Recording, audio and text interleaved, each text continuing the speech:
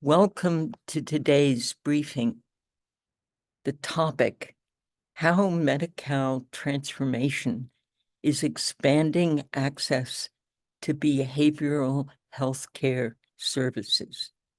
I'm Sandy Close, Director of Ethnic Media Services.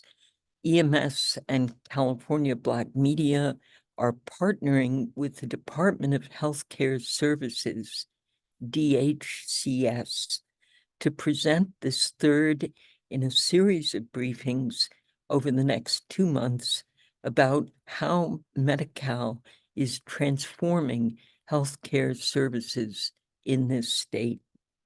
Our research director, Selene Ozturk, who will be moderating our call today, will now give an introduction to the briefing and to our speakers. Selene, I turn the microphone over to you. I'll be here all week. Try the veal. Hi, as the Department of Healthcare Services continues this multi-year initiative to transform Medi-Cal, the state's addressing behavioral health needs like mental health care and substance use disorder treatment through healthcare, and California's in the vanguard of this. Medi-Cal, our Medicaid program, provides coverage for 1 in 3 or 15 million Californians. I read this time last year that 40% of youth are also insured under it. And Medi-Cal now includes expanded services to meet healthcare needs well beyond the doctor's office, like mental health care and substance use disorder treatment. At this briefing, DHCS leaders and community healthcare providers will share how Medi-Cal is helping Californians needing these services lead healthier lives. Our speakers include Autumn Boylan, who's the Deputy Director of the DHCS Office of Strategic Partnerships, who will be speaking with Paula Wilhelm, who's the Interim Deputy Director of Behavioral Health at DHCS.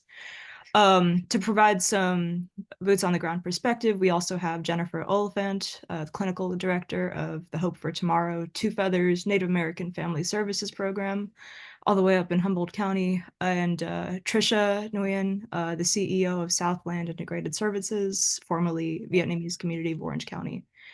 We ask reporters to enter questions in the chat. Our speakers are also encouraged to answer questions in the chat through the conference, though I'll field everything I can. We'll send a video of today's briefing along with expanded bios for each speaker later today, and we'll send video excerpts of the presentations early next week. And now we welcome Autumn Boylan from DHCS and Paula Wilhelm, also from DHCS.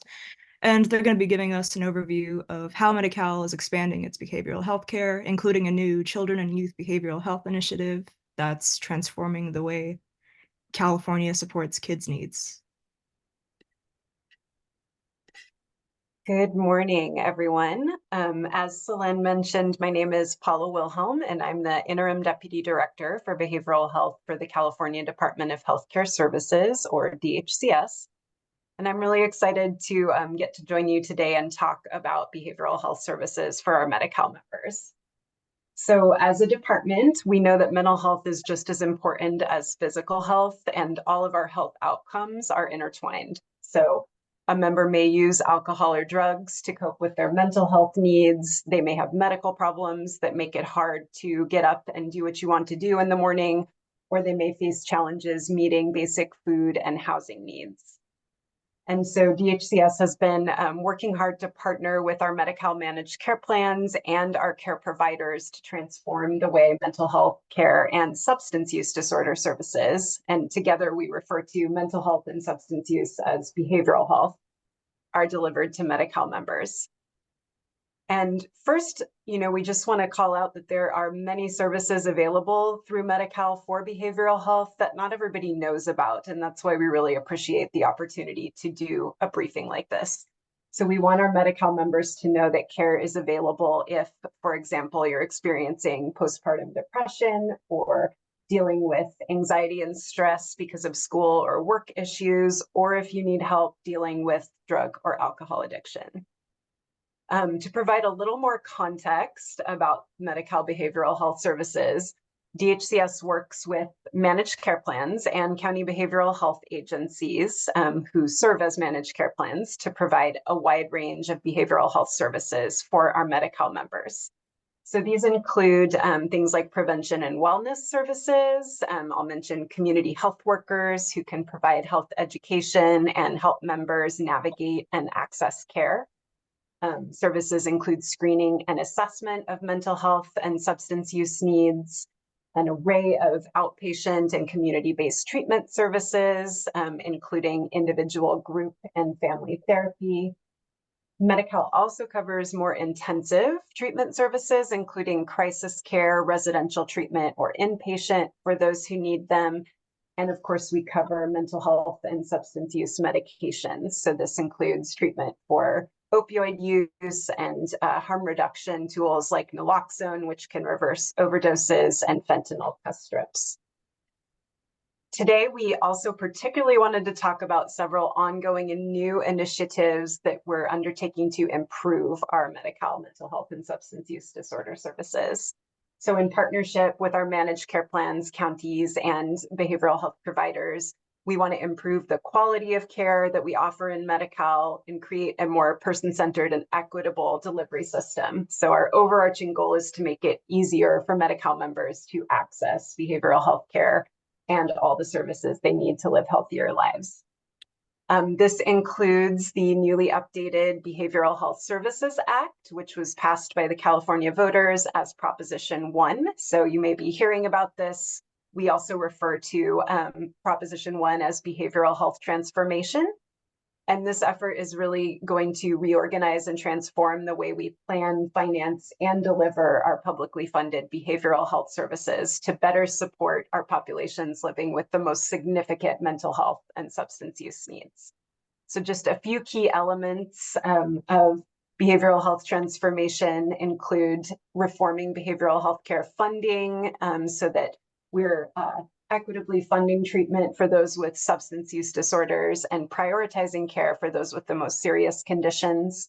We're also expanding services, including prevention and early intervention services, and making new investments in housing and the behavioral health care workforce. And then critically, we're continuing to focus on outcomes, accountability, and health equity. So this includes supporting culturally responsive services and community-defined practices, and developing a behavioral health workforce that reflects the diverse communities we serve in California and is consistently equipped to provide culturally and linguistically appropriate care. So as we undertake ambitious new reforms like implementing Proposition 1, we are also trying to continue building on the work we've done in the past few years in Medi-Cal to really strengthen our fundamentals.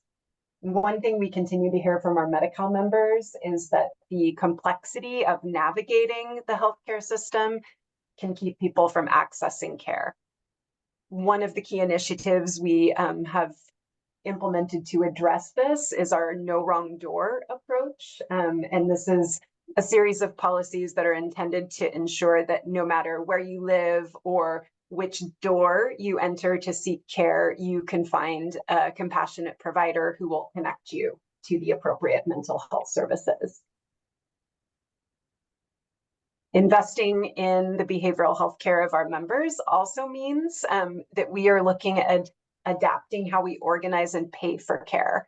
So beginning in 2023, we implemented behavioral health payment reform, and this was intended to align the way we pay for care with industry standards, create opportunities for payment models that reward quality.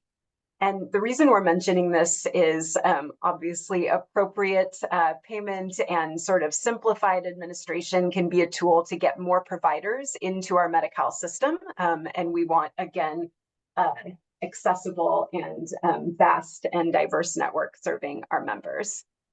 Paula, could I ask you before we go to Autumn? That was a fantastic overview. Do you have just to, put it in the context of Medi-Cal and trying to integrate all these services, do you have an estimate of the overall demand for behavioral health?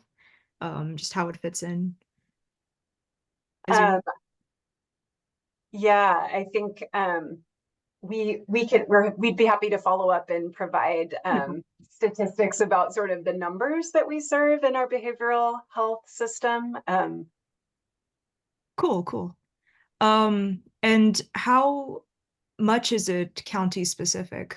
So if I'm, reading about these services and how you're rolling them out, I'm on Medi-Cal and need mental health or substance use care. I know someone who does. How do I get them? Do I reach out to the county or go straight to one of these local clinics? Great question.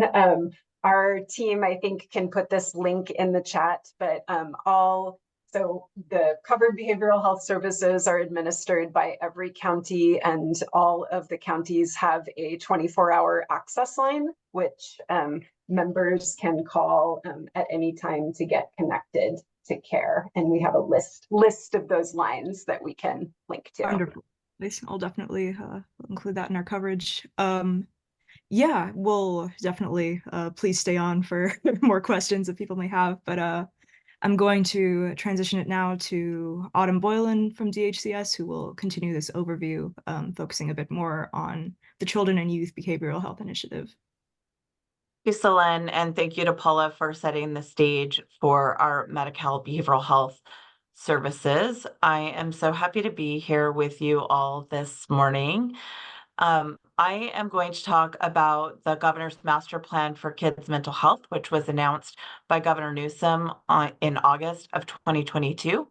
And a cornerstone of that master plan is the Children and Youth Behavioral Health Initiative, an over $4 billion investment in youth mental health services and supports for emerging and existing behavioral health conditions. For over a decade, outcomes for children and youth of all ethnic backgrounds and identities has been unfortunately worsening.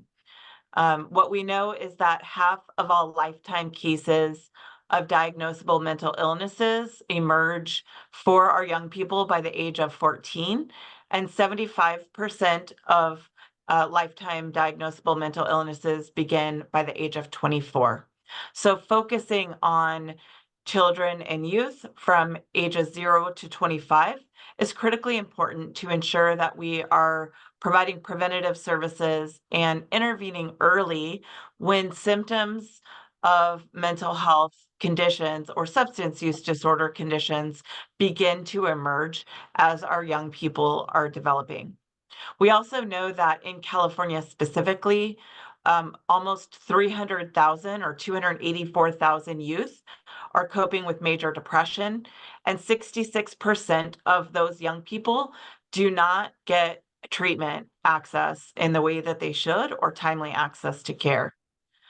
We also know in 2021, UCLA, or the University of California at Los Angeles, published a study indicating that a third of California young people in the prior years had expressed significant psychological distress.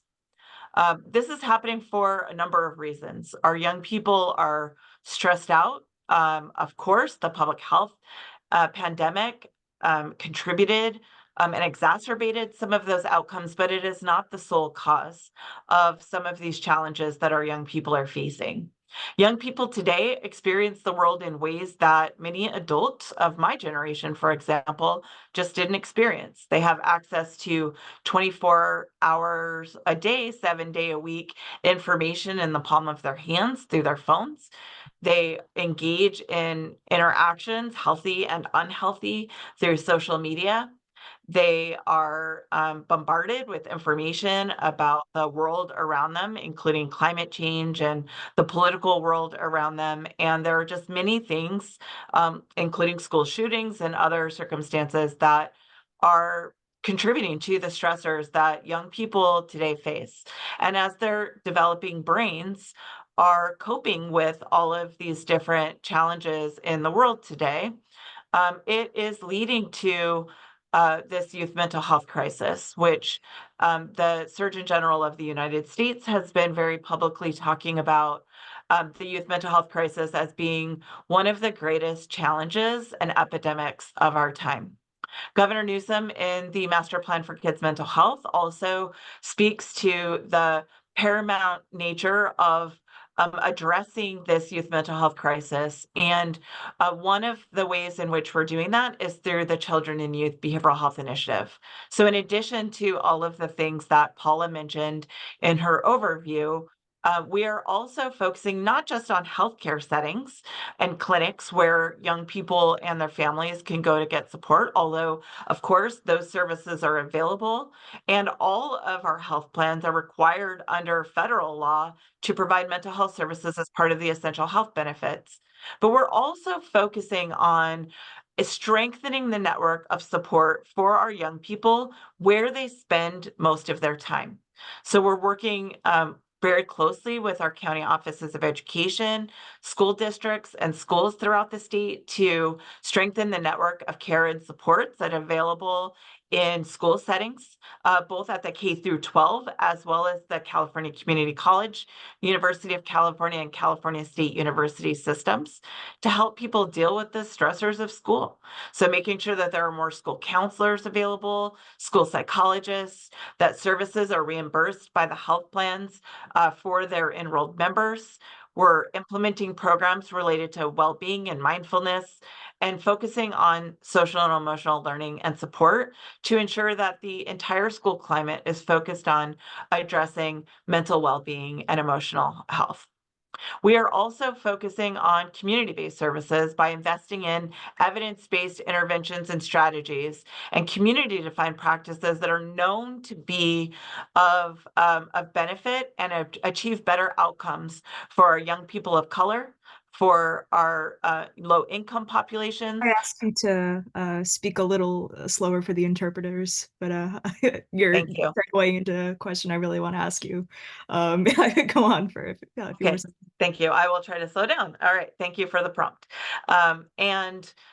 So focusing on community-defined evidence strategies that are known to be effective in communities for ethnic populations, for youth experiencing homelessness and housing challenges, and for justice-involved youth or our LGBTQ populations. Finally, we are focusing on a digital health strategy. So we know that while it's a challenge that kids spend so much time on their phones, it's a reality of the world that we live in today, not just for kids, but also for parents and caregivers. And so we have launched 2 mental health apps that are free for all Californians, regardless of insurance status. So not required to have Medi-Cal to access these services, but for all kids in California, we have the Bright Life Kids app available today for our young children ages 0 to 12 and parents and caregivers. We also have the Saluna app, which provides free mental health coaching support, as well as a host of resources for our teens and young adults ages 13 to 25. We've Yeah, if also, someone could put a link to those apps in the chat, that would be great.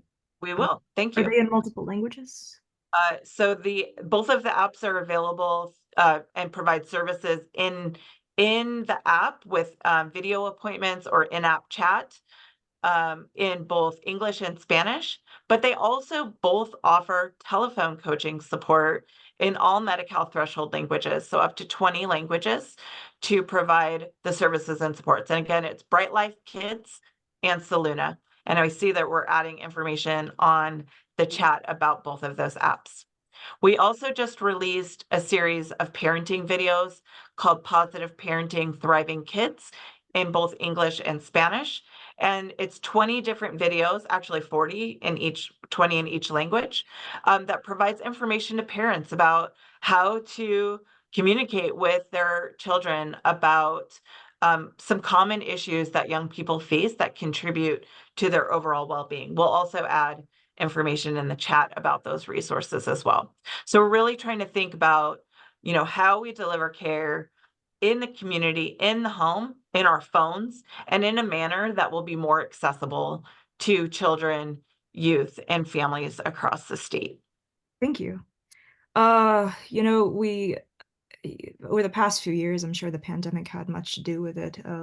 We aren't talking about, epidemics we're facing, whether that's a literal epidemic of mental health youth, without also talking about a shortage of practitioners to meet these challenges. You touched a bit on how Medi-Cal's focus on community-based support meets that, but Are we seeing similar challenges in the mental health field, where we need more culturally competent therapists or substance abuse crisis intervention coordinators, et cetera? Yes, I think Paula also addressed some of this in terms of the workforce investments that we're making to ensure that we have a more diverse workforce. People want to be matched with a provider that shares their worldview and experience and speaks their language. And there are many investments both through the CalAIM program as well as through the Children and Youth Behavioral Health Initiative to strengthen and diversify our overall workforce. That's also true in our digital health strategy. We want to make sure that these apps that we've released feel like it's a home for all children and youth in California of all ethnic backgrounds, of gender identities, sexual orientation, and languages. And we want to make sure that people are getting access to care, but there are challenges and outcomes for children of color, youth of color, for LGBTQ youth are worse than they are for white children, and that's something that we definitely need to address, and we're trying to do through multiple channels, including this work through CalAIM and CYBHI, but also through our health equity roadmap at DHCS. Thank you. In the interest of time, I'm going to move on, but I do see some questions I'll ask toward the end about how common loopholes in coverage are. Medi-Cal, I know, is making great strides to simplify that, when you go between insurance plans and certain services are available or not. But I'll hold that. Thank you, Autumn and Paula. We now welcome our third speaker, Jennifer Oliphant, who's the clinical director of the Hope for Tomorrow program at Two Feathers Native American Family Services up in McKinleyville and Humboldt County. She's going to be talking about how they're helping indigenous youth up there with mental health and substance use disorder treatment on the ground. Jennifer, please go ahead. Hi, thank you so much. So just to reiterate, Jennifer Oliphant, I go by she, her, and I'm the clinical director at Two Feathers Native American Family Services. As mentioned, we serve Humboldt County, so it's a Northern California county, a large rural county that's really known as the heart of California Indian country. We have 8 federally recognized tribes and a few more that are not federally recognized. So we have a large indigenous population here, and our agency is a tribally chartered nonprofit, but we serve all indigenous people in Humboldt County. So whether they're from Humboldt County or not, and that's self-report as well. So we don't require any proof. We focus on the youth and families, but we have a very kind of community organizing approach as well. So I'm just really excited to talk to you all about how we've actually used Medi-Cal. So we have a contract to bill Medi-Cal to provide services, and we've mixed it with some grant funding to provide services that we feel are just more appropriate to the population that we're serving than we have seen historically in the area. And so I'll dive into kind of what our agency offerings are. I just want to say I get really excited talking about our work here, so feel free to interrupt if I go over my time, or if you need to redirect me at all. I can get a little carried away because it's just, I think it's really wonderful. So at our nonprofit agency, we've just had immense growth in the last couple of years, and our Medi-Cal contract has really helped us to do that. And so as mentioned, I'm the clinical director. So we have a clinical program that provides mental health and substance use services to youth. We kind of focus on ages 10 to 24. We are interested in expanding that down the road. But that is the age group that we're looking at right now. We do also include families as much as possible. So sometimes there will be younger siblings or parents involved. We have 14 clinicians right now, which for our rural county, it's actually one of the larger clinical programs in the county. In my same program, we have clinical managers and an intensive care coordinator as well. And we don't just provide mental health counseling and substance abuse counseling. We also have an equine program, which is horse therapy, that we're able to bill through our Medi-Cal contract, which is a really wonderful offering to the community. We also have some collaborations set up with the local universities to take interns to train kind of the next workforce. So there's more that we do in that program, but I also want to capture the other things that we do. I want to write like 10 stories, interview you about that horse therapy program alone. Yeah. That's beautiful. Yeah. Or I'll ask you to later. Go on. Yeah, it's really wonderful. We piloted it last year and got a really fabulous feedback and response. And yeah, I could talk a lot about that, but we've got some other things to cover. So thank you. This year is kind of our first year of, we are really trying to hit an integrated model pretty hard. So we have other departments, which I'm going to share with you, but I think in like growing agencies, maybe some of you can relate, but sometimes departments can kind of become a little bit siloed. And so we felt that we needed to really integrate all of our programming to be the most effective and to really engage our community. And so within the clinical program, we're actually launching a peer specialist service stream, and some of the peer specialist folks will live in some of the other programs. So that's one example. But we have a cultural department, and we also have an outreach department, and these two departments essentially facilitate kind of community gathering opportunities, workshops to come and learn about culture or ceremony and just be with community. And then our other programs really jump in and support and bring youth. And these are part of the services that we deliver. And then the final program that I haven't mentioned, but this one we are kind of planning on being one of our core programming offers, is our Youth Development Leadership Program. This is really exciting. We started about 2 years ago. We kind of piloted this idea where we were really thinking about how do we engage the teens a little bit better. Like we've managed to get them in the door with some creative approaches, but it can be a little bit spotty. And how do we offer them just a little bit more, like an additional layer of that kind of wellness, skill building, sense of community? And so our executive director actually came up with this idea of, what if we paid them? And so our youth development leadership program is really cool because we actually employ teenagers.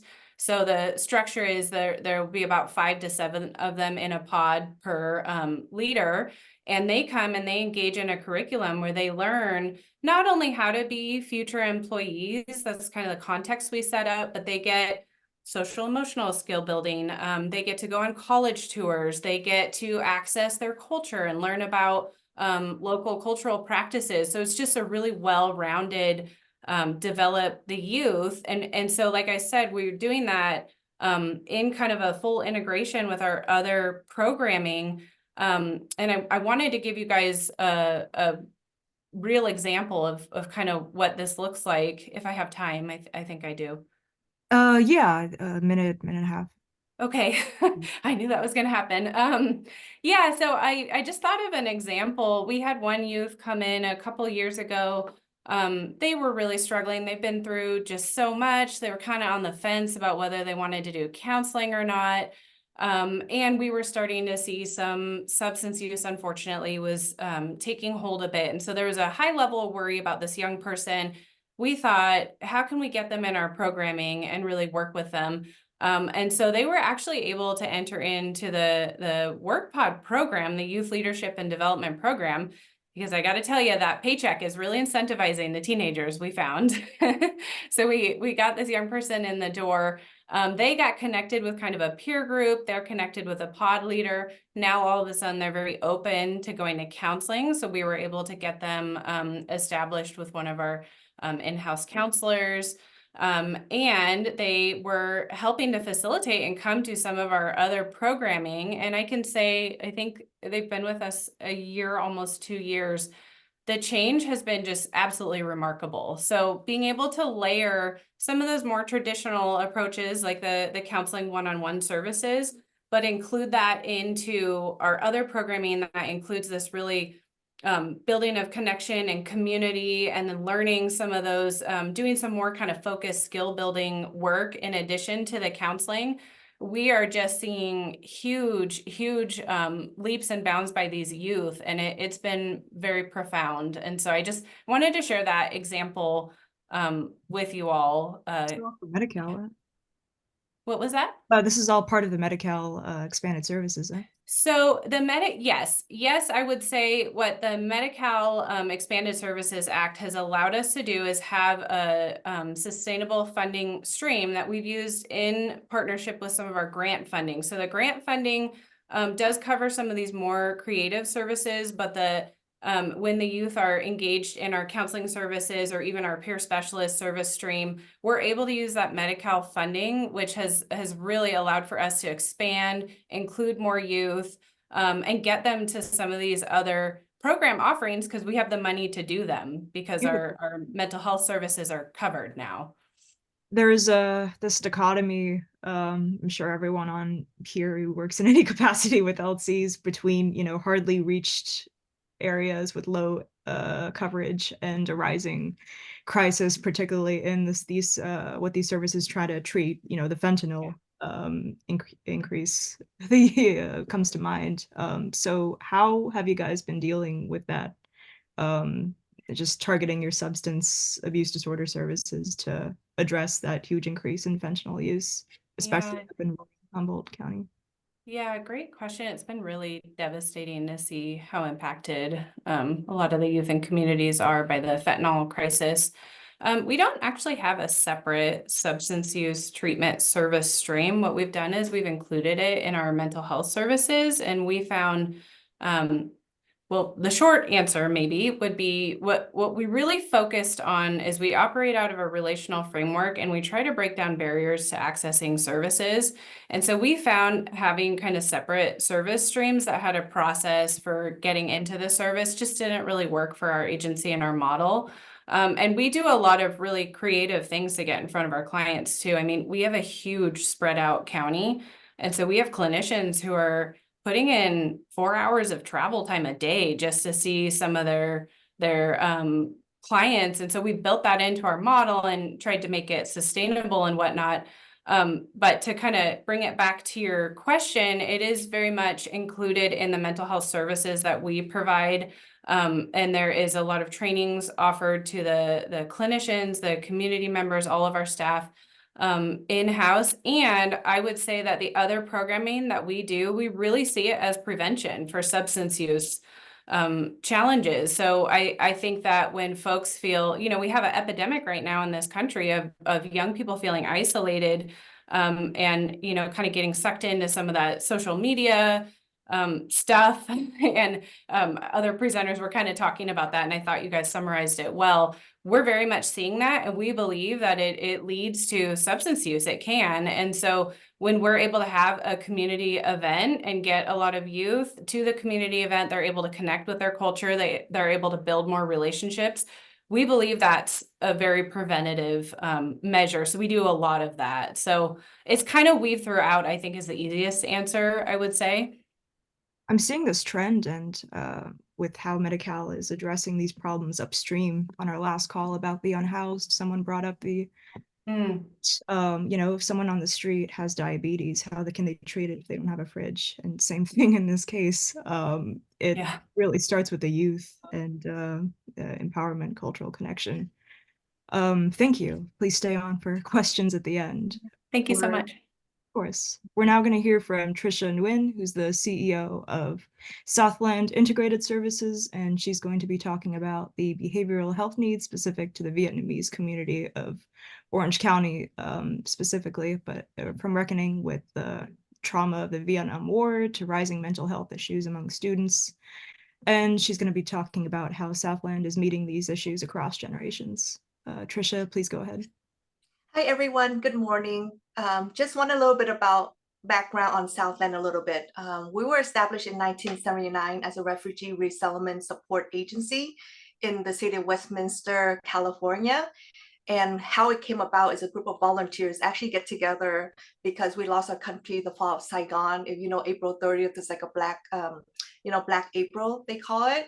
we lost our country, and a lot of the Vietnamese immigrated to different countries. Vietnam moved to here, and I think Orange County, due to the weather and the ethnic food, is actually one of the popular destinations. We're actually the largest Vietnamese demographic-wise outside of Vietnam. So when we started, we actually do a lot of acculturation, assimilation, citizenship. We actually now naturalize over 300,000 Vietnamese that came over here. And then after that, the board of directors and volunteer decided, let's create a program where the seniors, so we have a senior center that open it up and for them to come in with activities because they're very isolated. They didn't have family members. So we provide hot meals and we provide games for them to play daily. And then with that, in the late 90s, we created a health center, and it was called Asian Health Center. Our original name was Vietnamese Community Orange County because that's how we were founded. And then in 2015, we got our designation as Federal Qualified Health Center, shortage for FQAC. And a little bit after that, the board and myself asked if we can change our name to Southland Integrated Services, because a lot of things we do are truly integrated between medical, dental, behavioral health. And when I first started in 2008, we didn't have any mental health program at all. But because I feel like there's a need, because in our culture, especially the Asian, a lot of time you hear that it's tiger mom, right? Our parents sacrifice a lot in Vietnam. They have a lot of access houses. So they actually put in the guilt to the kids. I'm one of the kids actually felt that constantly have to be successful. My dad said, you have to be a doctor, dentist, lawyer, pharmacist, engineer. If you don't belong into those five, it's considered a failure, which apparently I was not belonging to those five. And when I first started, my dad's like, what are you gonna do with your degree? Are you gonna do anything that is gonna even make money? So that's how they want to, is their kids to be highly educated so that they would not suffer the way that, our parents suffer.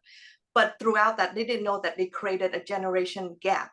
I'm actually the 1.5 generation that is, I'm fortunate that I have a good group of peer support, my friends, because we're so confused at school. They teach you one thing, right? Individualism.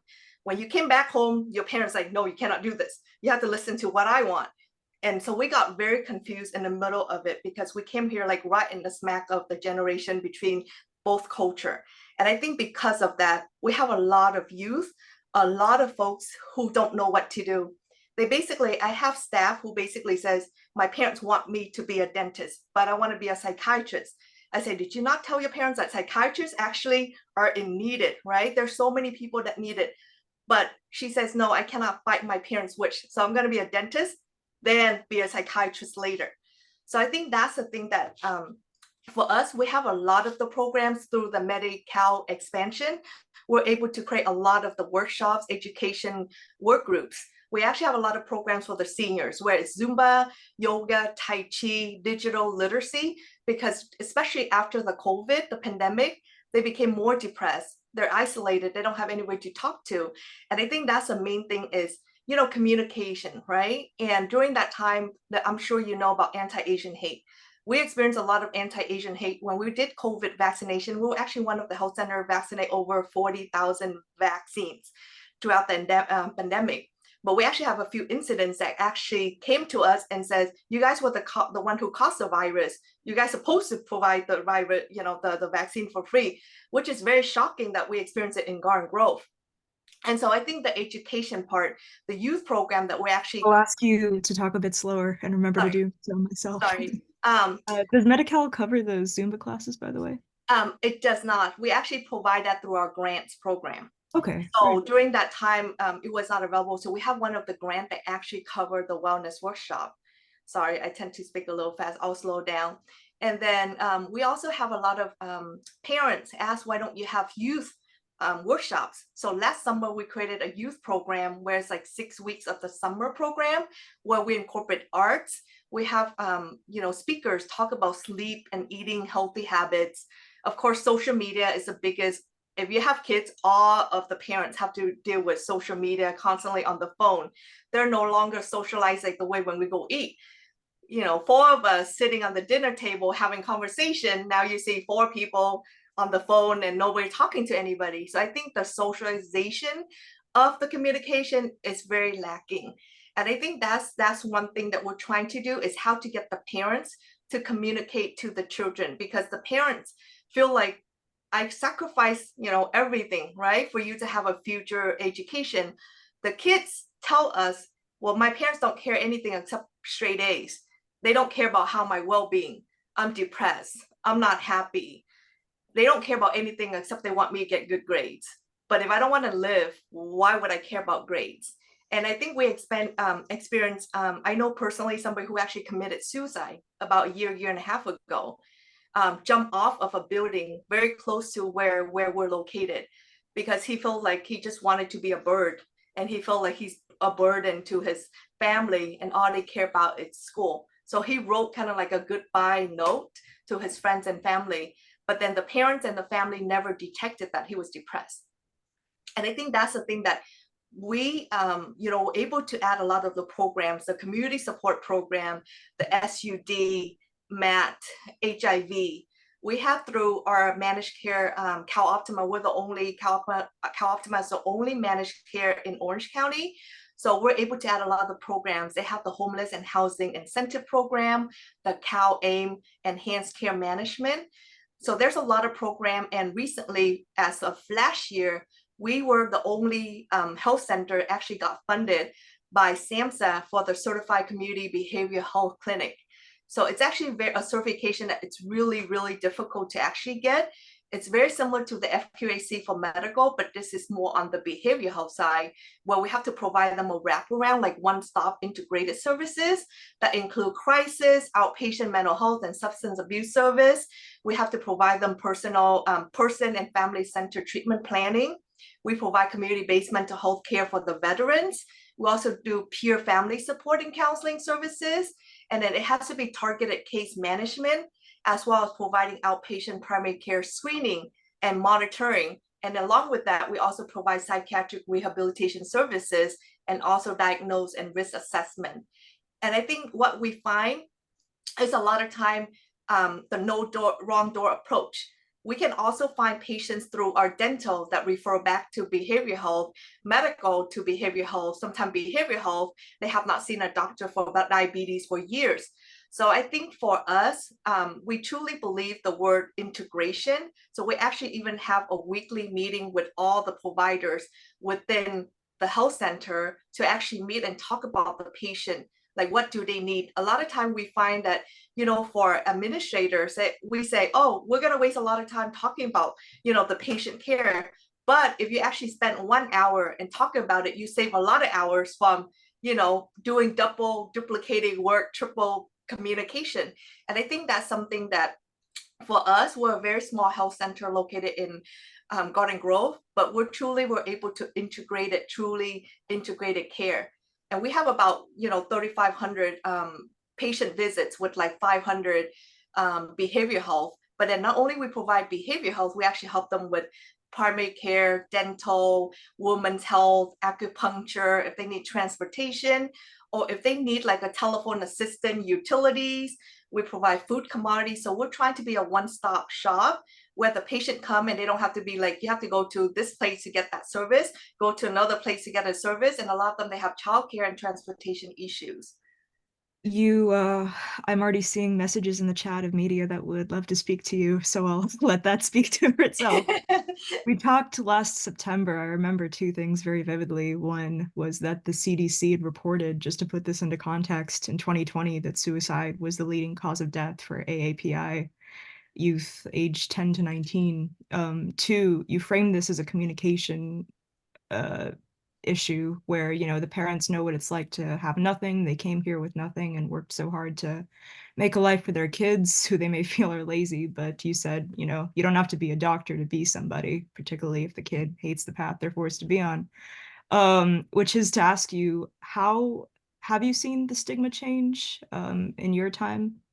It did change. I think it changed a bit, where when we do outreach before, people would be so afraid to tell them that I have a mental health condition. When they say I have cancer, I have diabetes, I have hypertension, they're very open.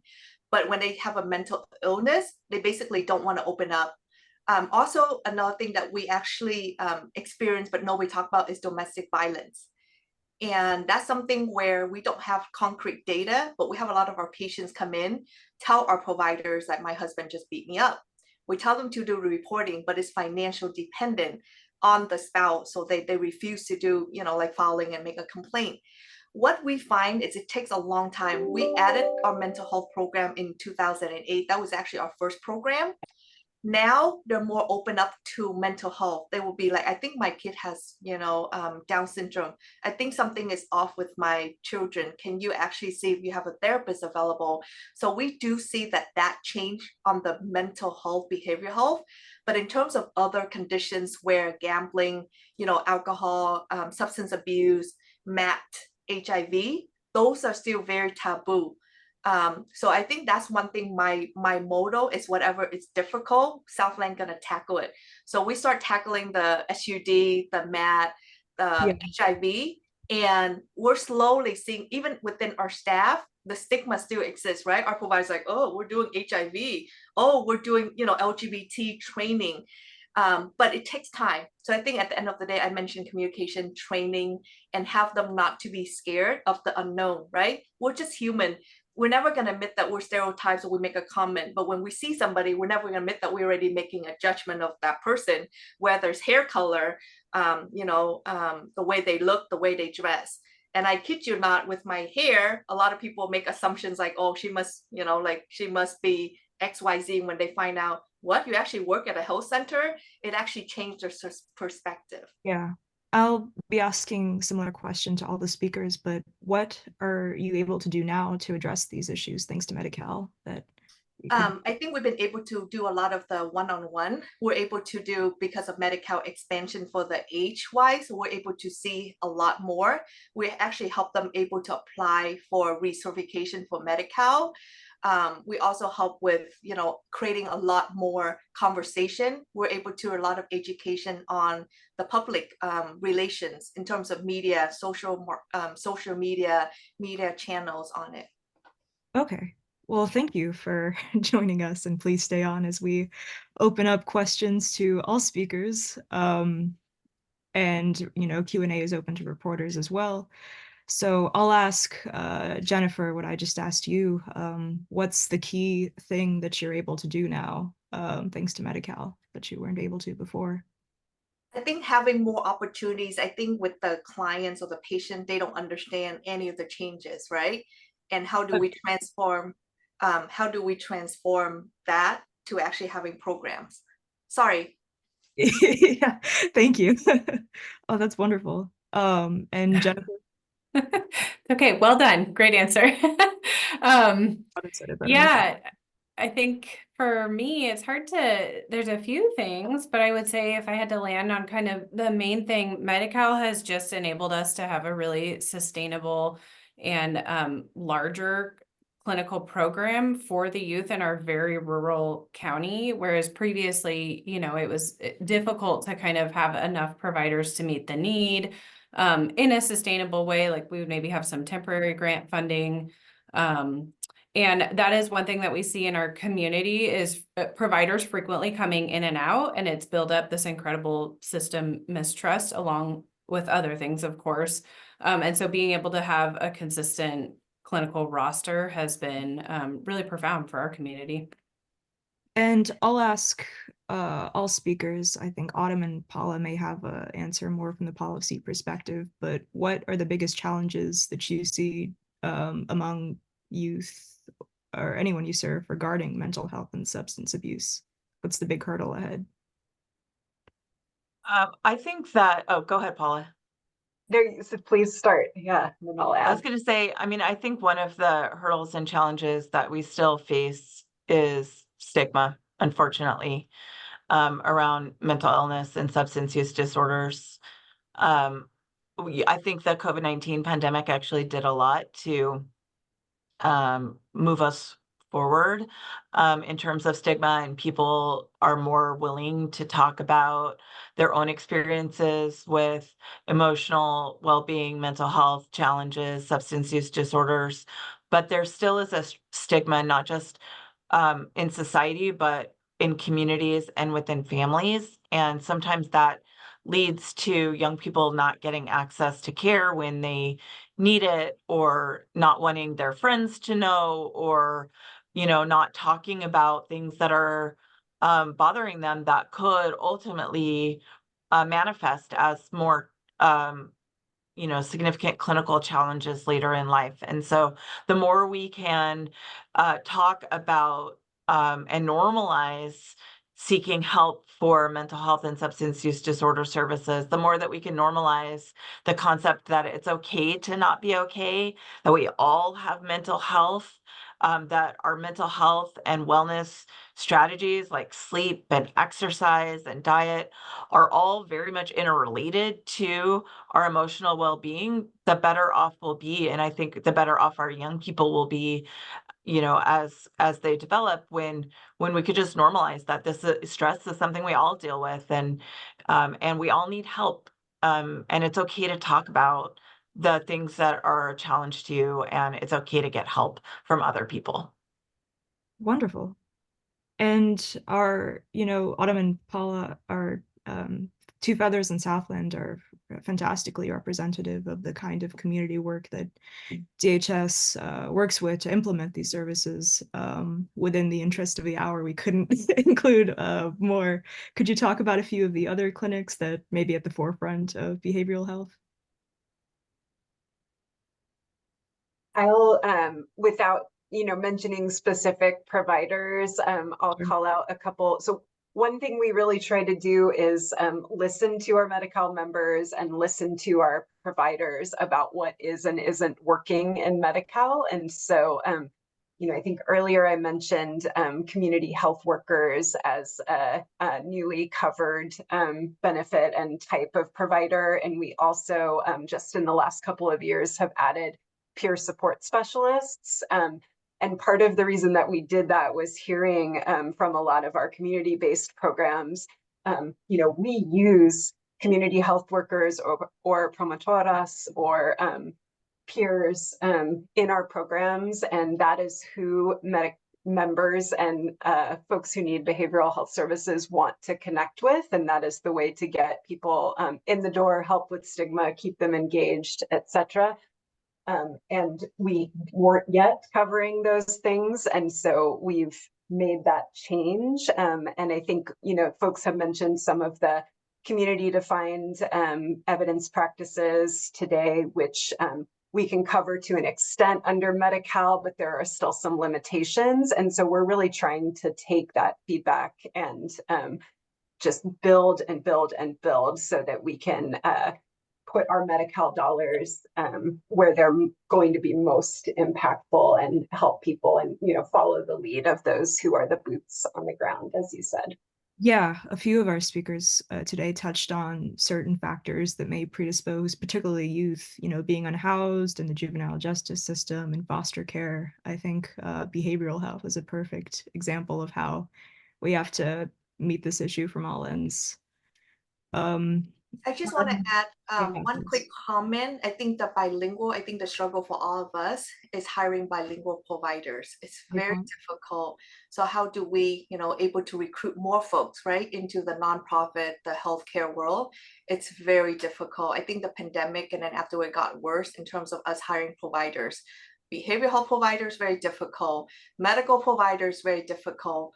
I think that's the thing that somehow, how can we streamline the process to actually entice them to go into the medical field, because a lot of our providers actually retired, and a lot of the young ones, they end up being specialists and they don't want to go to primary care because it's so much requirement, and of course the pay and the it's not great for us to entice. So I think that's something we want to see if there's something on DHCS and to look into a little bit further on that. I think that will be our greatest need. I'm speaking from all providers. We're struggling with it every day.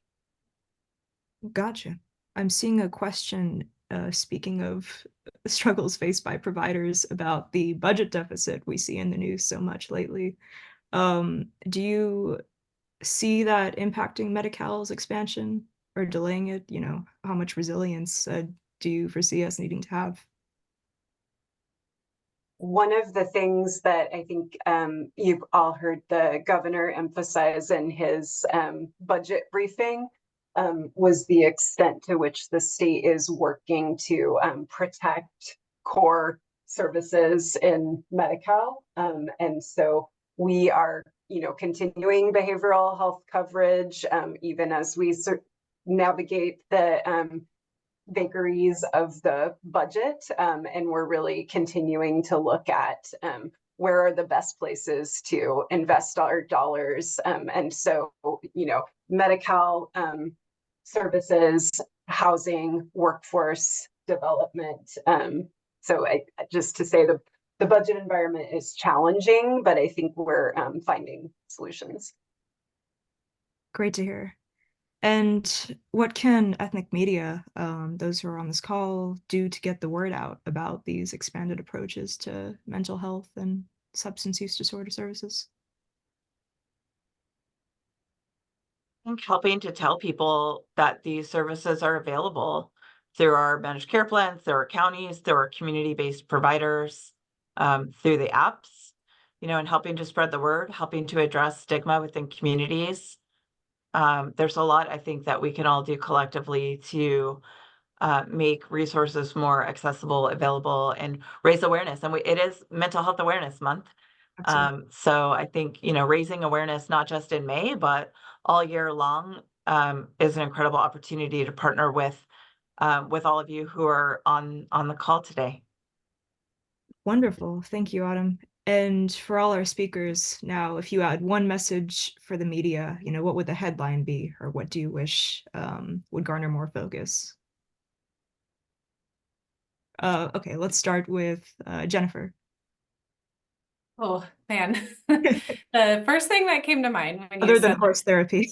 yeah. I would say we need the ability to be creative and think outside of the box to do this work. So however the funding can support that, because I think that there does need to be an overhaul and kind of improvement for how some of these services have been delivered to BIPOC communities just in general. So I think allowing for community voice, a little bit of autonomy and flexibility with within reason with how we're delivering our services and meeting the needs of our community. The more that we can do that, it just leads to more engagement, more quality. I could go on, but you said a headline, so I'll stop there. Thank you. Trisha? I would say our community is very resilient, and I think that nonprofits and all of the agencies are very resilient, and as long as you show compassion. So I think the media, just work with us on getting the messages out, because there's a lot of programs that the community or the agencies have, but a lot of also a lot of false information, right? False data. So I think just work with us on getting the programs out to the community.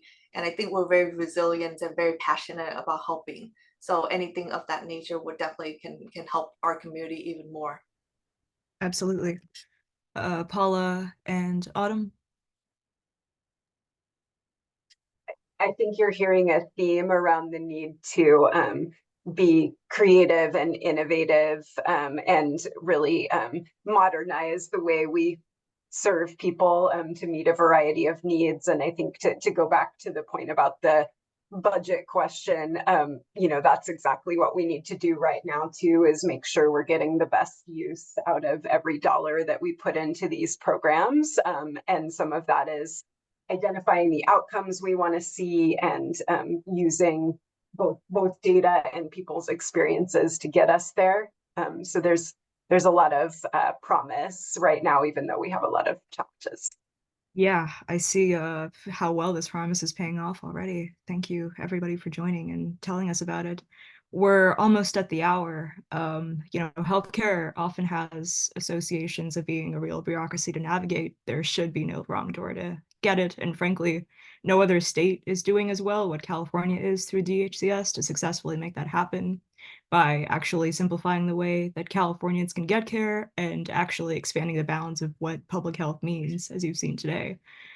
I want to thank DHCS and thank each of our speakers for giving some living dimension to what this means to provide this behavioral health care on the ground and helping our media share it with their audiences so we can all see how groundbreaking this is for the way we think about whole person health. Thank you so much. This conference is now adjourned.